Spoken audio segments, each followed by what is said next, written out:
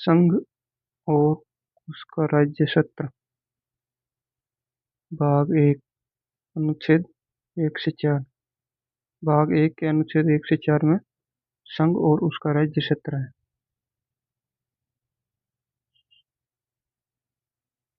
इसमें है भारत राज्यों का संघ है, जिसमें संप्रति 28 राज्य और 8 केंद्र शासित प्रदेश है। जिसमें वर्तमान में 28 राज्य और 8 केंद्र शासित प्रदेश है। इसमें भाग 1 में अनुच्छेद 1 है। अनुच्छेद 1 में लिखा हुआ है भारत अर्थात इंडिया राज्यों का संघ होगा। राज्य और उनके राज्य क्षेत्र वे होंगे जो पहली अनुसूची में निर्दिष्ट होंगे। अर्थात जो पहली अनुसूची है उसमें जो लिखे गए वो राज्य और उनके राज्य क्षेत्र होंगे। भारत के राज्य क्षेत्र में अर्जित किए गए अन्य राज्य क्षेत्र समाविष्ट होंगे। जो भी बाहर से राज्य शामिल किए गए हैं वो भारत के राज्य क्षेत्र में अर्जित किए गए हैं उनमें समाविष्ट होंगे।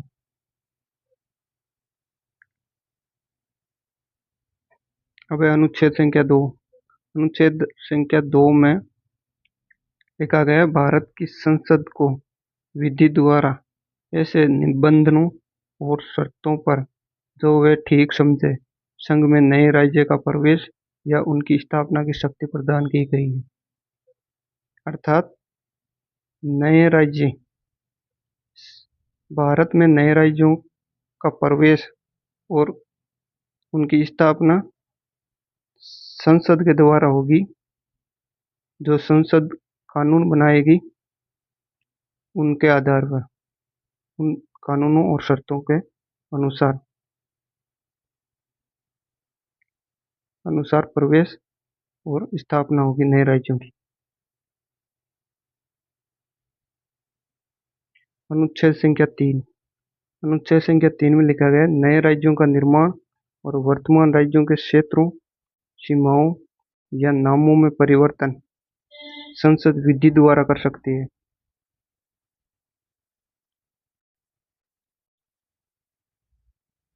अब अनुच्छेद संख्या 4। अनुच्छेद संख्या 4 में लिखा गया अनुच्छेद संख्या 2 और 3 के तहत बनाई गई विधि साधारण विधि होगी। अर्थात संसद साधारण बहुमत से इसे पारित कर सकती है। इसे अनुच्छेद संख्या 368 के तहत संविधान संशोधन में नहीं समझा जाएगा।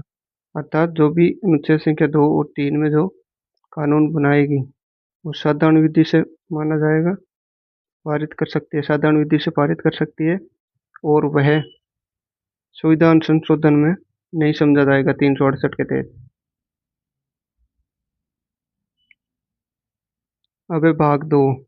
भाग 2 में भारतीय नागरिकता और इसके अनुच्छेद 5 से 11। भारत में जो नागरिकता का प्रावधान है वो एकल नागरिकता का प्रावधान है और ये ब्रिटेन के संविधान से लिया गया है। Thank you.